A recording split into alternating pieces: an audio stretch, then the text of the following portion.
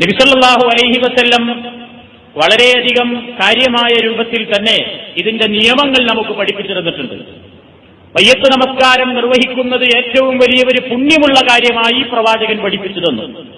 ഒരാൾ മരണപ്പെട്ടാൽ അയാളുടെ ജനാസയുടെ പിന്നാലെ പോകുന്നതും നിസ്കാരത്തിൽ പങ്കെടുക്കുന്നതും മറമാടുന്ന സന്ദർഭം വരെ അവിടെ നിൽക്കുന്നതും പ്രാർത്ഥിക്കുന്നതുമൊക്കെ വലിയ പുണ്യമായി ഇസ്ലാമിന്റെ പ്രവാചകൻ നബി കരീം സല്ലല്ലാഹു അലൈഹി വസല്ലം പഠിപ്പിച്ചിരുന്നതാണ്.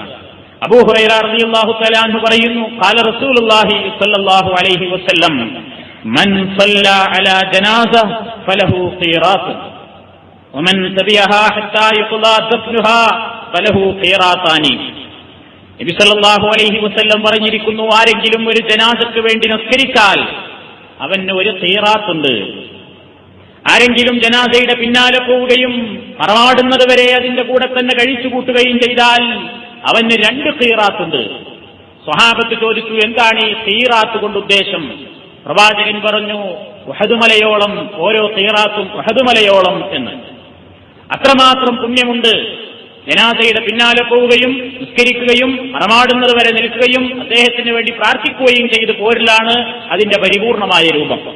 നിസ്കാരം മാത്രം നിർവഹിച്ചവനും ഒരു പ്രതിഫലം, ഒരു ഖീറാത്ത്, അത് തന്നെ ഉഹദ് മലയോളം എന്നാണ് നബി സല്ലല്ലാഹു അലൈഹി വസല്ലം പറഞ്ഞത്.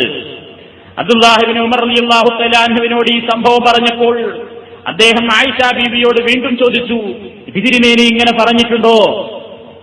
ആയിഷ ബീവി റളിയല്ലാഹു തആല അൻഹ പറഞ്ഞു, ആ ഹദീസ് റിപ്പോർട്ട് ചെയ്ത് സദഖ അബൂ ഹുറൈറ. അബൂ ഹുറൈറ റളിയല്ലാഹു തആല അൻഹു പറഞ്ഞത് 100% സത്യമാണ്. നബി കരീം അങ്ങനെ പറഞ്ഞിട്ടുണ്ട്. അപ്പൊ അബ്ദുല്ലാഹ് ഇബ്നു ഉമർ റളിയല്ലാഹു തആല അൻഹു പറഞ്ഞു, ലഖദ് ഫറത്നാ ഖറാരീഖ കസീറ. എത്രയെത്ര ഖീറാത്തുകളാണ് ഞങ്ങളൊക്കെ നഷ്ടപ്പെടുത്തിയത്, ഞങ്ങൾക്കിത് അറിയില്ലായിരുന്നു എന്ന് ഇത് കേട്ട മാത്രയിൽ ഒരു സഹാബി പറയുകയുണ്ടായി എന്ന് മുസ്ലിമും തിർമിദിയും ഒക്കെ ഉദ്ധരിച്ച സഹീഹായ ഹദീസുകൾ നമുക്ക് കാണാൻ സാധിക്കും. അപ്പൊ വളരെയധികം പുണ്യം നിറഞ്ഞൊരു നിസ്കാരമാണിത്. ഈ നിസ്കാരത്തെ സംബന്ധിച്ച് അതൊരു നിർബന്ധമായ നിസ്കാരമാണ്. പക്ഷേ ആ നിർബന്ധം സമൂഹത്തിൽ ആരെങ്കിലും നിർവഹിച്ചാൽ എല്ലാവരിൽ നിന്നും ഒഴിവാകുന്ന നിർബന്ധമാണ്. നിങ്ങൾക്കറിയാം, ഇസ്ലാമിലെ നിർബന്ധ സ്വഭാവങ്ങൾ ഇബാദത്തുകളിൽ 2 നിലക്കാണ്. ഒന്ന് ഫർള് ഐൻ, എല്ലാവരും ചെയ്യണം. മുസ്ലിമാണെങ്കിൽ എല്ലാവരും അത് ചെയ്തേ ഒക്കൂ. മറ്റൊന്ന് ഫർള് കിഫായാണ്. ഫർള് കിഫായ എന്ന് പറഞ്ഞാൽ സമൂഹത്തിലെ ആരെങ്കിലും ചെയ്താൽ മറ്റുള്ളവരെല്ലാം കുറ്റത്തിൽ നിന്നൊഴിവായി ചെയ്തതിന് കൂലി ചെയ്ത ആൾക്ക് മാത്രം, മറ്റുള്ളവർക്കാർക്കും ശിക്ഷയുമില്ല. ആ ഗണത്തിലാണ് ജനാസക്ക് വേണ്ടി, മുസ്ലിമിന്റെ മയ്യത്തിന് വേണ്ടിയുള്ള നമസ്കാരത്തെ സംബന്ധിച്ച് പണ്ഡിതന്മാർ വിലയിരുത്തി